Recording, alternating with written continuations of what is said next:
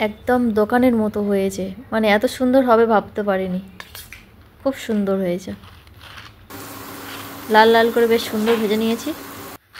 এটা আবার ফিরে পেলাম, হারানো জিনিস ফিরে পেয়ে আমার সত্যি খুব ভালো লাগছে, মানে খুব আনন্দ হচ্ছে আমার। হ্যালো বন্ধুরা, গুড মর্নিং। কেমন আছেন সবাই? আশা করছি ভালো আছেন। জয়শ্রী টাইম স্টোরি নতুন আর একটি ব্লগে সবাইকে স্বাগত। সকালবেলা বাসি সমস্ত কাজ সেরে স্নান সেরে এই যে ছাদে এসেছি, একদম ফার্স্ট সকালবেলা। এখন বাজে সকাল 7টা। আর ছাদে উঠে এই যে চতুর্দিকে দেখছি আর ভাবছি কখনো কি এরকম নিজের বাড়ির ছাদে উঠে ভিডিও বানিয়ে আপনাদের সঙ্গে শেয়ার করতে পারবো, সেটাই ভাবছি। এই ব্লগের এই পর্যায়ে একটা কথা বলি, যারা আমার পুরনো বন্ধু এই ভিডিওটি এখন দেখছো তারা অবশ্যই একটা মিষ্টি কমেন্ট করে দিও কেমন লাগছে ভিডিওটি। আর যারা আমার নতুন বন্ধু তারা যদি ভিডিওটি ভালো লেগে থাকে তাহলে একটা লাইক করে দিও, আর চ্যানেলটিকে সাবস্ক্রাইব করে বন্ধু হয়ে পাশে থেকো, তাহলে আমার খুব ভালো লাগবে। জামা কাপড় কটা মেলতে এসেছি, মেলে দিয়ে নিচে আবার চলে যেতে হয়েছিল, তার কারণ ক্লিপ আনতে ভুলে গেছি। তাড়াতাড়ি করে চলে এসেছি জামা কাপড় কটা ছাদে মেলতে, ক্লিপটা আনতেই ভুলে গেছি। মানে ছেলেটার যেহেতু শরীর প্রচণ্ড পরিমাণে খারাপ, প্রচুর সর্দি হয়েছিল, তারপরে প্রচুর কাশি আর জ্বরও এসে গেছে। ধরতে গেলে এখন ওর শরীর খুব খারাপ। যাই হোক, ডাক্তার দেখিয়ে ওষুধ খাচ্ছে, ঠিক হয়ে যাবে তাড়াতাড়ি আশা করছি। আর এদিকে আমার জামা কাপড় মেলা কমপ্লিট, তো চলুন রুমের দিকেই যাই। রুমে এসে ঠাকুর বাসনগুলো ভালো করে পরিষ্কার করে ধুয়ে নিয়েছি, নিয়ে এই যে ভোগ দিয়ে নিচ্ছি। আজকের আপেল দিয়েই ভোগ দেব, গতকাল যেহেতু ফল নিয়ে এসছে তো ওই ফল দিয়েই দিচ্ছি।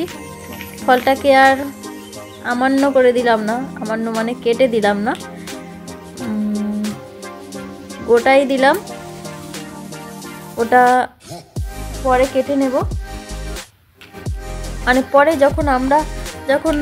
যখন খাওয়ার প্রয়োজন হবে তখনই খাবো, ওই জন্য গোটা দিলাম। কেটে দিলে পড়ে থাকবে আর নষ্ট হয়ে যাবে। ছেলে এখনো ঘুমাচ্ছে, আর বাপ বেটাতেই দুজনে ঘুমাচ্ছে, এখনো ওঠেনি। আমি আর ওদেরকে ডিস্টার্ব করিনি, তার কারণ ছেলেটার প্রচুর শরীর খারাপ, তো আর রাত্রেবেলা অনেকটা ডিস্টার্ব করেছিল আমাদেরকে। মানে প্রচুর কাশি হচ্ছিল, কান্নাকাটি করছিল। বাচ্চাদের শরীর খারাপ হলে যা হয়, আর বাচ্চার শরীর খারাপ মানে বাচ্চার বাবা মাও তার সঙ্গে মানে মানসিক দিক থেকে বলো আর শারীরিক দিক থেকে বলো খারাপ হয়ে যায়। যাই হোক, এখানে আমার পুজো দেওয়া হয়ে গেছে। এই যে ভালো লাগছে তাই না? আর একটা ভালো খবর আছে, ভালো খবরটা হচ্ছে গতকাল যে আমার কানের দুটো মানে একটা হারিয়েছিলাম, ওটা খুঁজে পেয়েছি। সকালবেলা উঠেই খুঁজে পেয়েছি। মানে এই যে দেখুন, একদম কি অবস্থা হয়ে গেছে, চিড়ে চাপটা হয়ে গেছে। রান্নাঘরের ওখানে যেখানে রান্না করি না, ওখানেই পড়েছিল নিচে।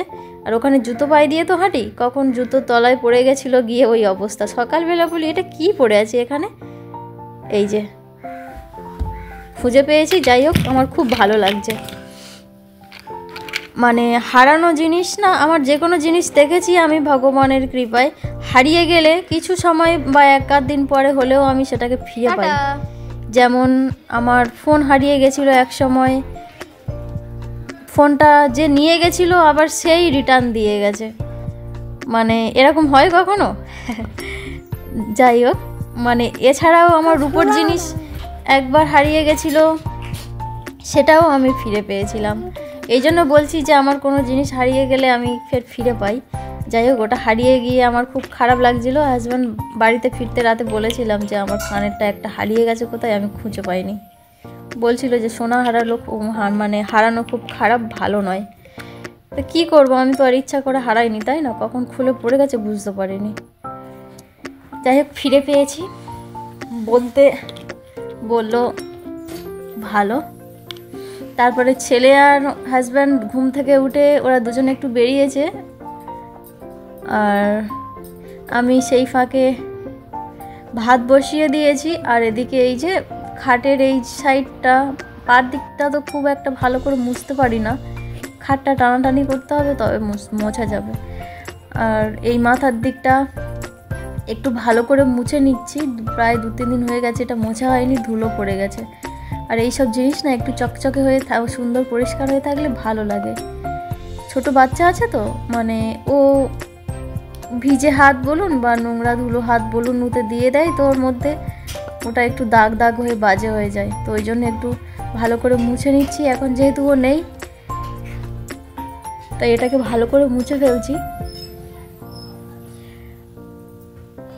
তারপরে কি রান্না হয় দেখি, ওরা বেরিয়েছে, মাছটা যদি কিছু নিয়ে আসে মাছ হবে, তাছাড়া তেমন কিছু বলতে উচ্ছে সবজি আছে আর বরবটি আছে, আর কিছু নেই।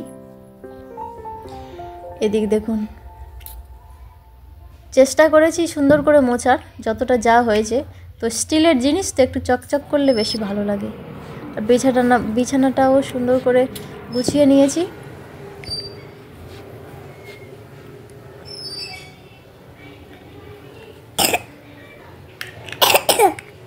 চলুন দেখি সকালবেলা কি খাওয়া যায়, সেই ব্যবস্থাটা তো করতে হবে। আর এদিকে এই যে একটু টমেটো আর ওই যে বললাম না বরবটি আছে, ছোট ছোট করে কেটে নিয়েছি, একটু পেঁয়াজ কেটে নিয়েছি, একটা কাঁচা লঙ্কা আর একটা ডিম নিয়েছি। কি করব বলুন তো, আমি ফার্স্ট টাইম এটা বানাচ্ছি, শুনেছি এতদিন কখনো বানাইনি। এই যে বাসি ভাত ছিল, এই কটা ভাত আছে, ভাবছি ওই কটা একটু ভেজে নেব ওই সবজি টবজি দিয়ে। তো যাই ভাবা তাই কাজ, ওই যেগুলো দেখালাম কেটে কুটে নিয়েছি ওইগুলো দিয়ে ভালো করে সুন্দর করে ভাতটাকে ভেজে নিলাম। আশা করছি খুব সুন্দর হবে খেতে। আমি ফার্স্ট টাইম এটা বানিয়েছি, খাবো ফার্স্ট টাইম, এর আগে কখনো খাইনি। ফ্রাইড রাইস মিক্স, মানে আমার এমনি ফ্রাইড রাইস খুব একটা আমার ভালো লাগে না, কিন্তু মিক্স ফ্রাইড রাইস খুব ভালো লাগে।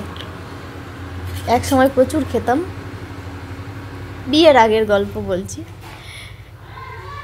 বিয়ের পরে তো বাড়ি থেকে তেমন বের হওয়া হয় না, যখন বেরোই তখন টুকটাক খাওয়া হয়।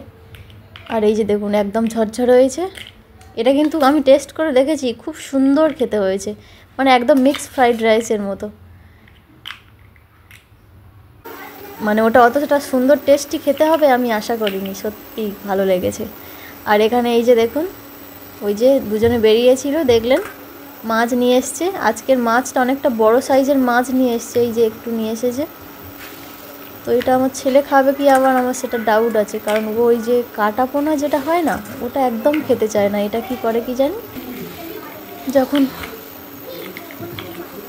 খাবে তখন বুঝতে পারবো, এখন তো কিছু বলতে পারবো না। তো এখানে এই যে লবণ আর হলুদ দিয়ে ভালো করে মাছটাকে এখন মাখিয়ে নেব। ভাত তো হয়ে গেছে, মাছের তরকারিটা বানাবো।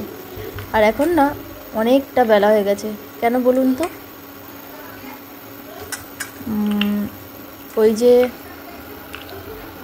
ছেলেরা বেরিয়েছিল না, ওরা আসার পরে ওকে খাইয়ে মাছ ধুয়ে আসতে অনেকটা বেলা হয়ে গেছে, এখন প্রায় 11:30 বাজে।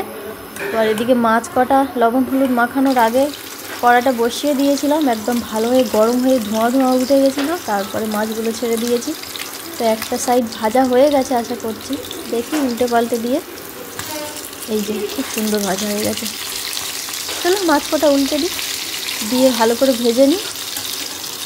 তো কটা ভেজে নিয়ে বাকি আর কটা আছে সেই কটাও ভেজে নেব, নিয়ে তারপরে তরকারিটা বসিয়ে দেবো। একটা তরকারি ভাত বানাবো, তার কারণ হাজব্যান্ড এখনও পর্যন্ত কিছু খায়নি, আর অনেকটা বেলা হয়ে গেছে, বেশি কিছু বানাতে গেলে আরও অনেক সময় লেগে যাবে।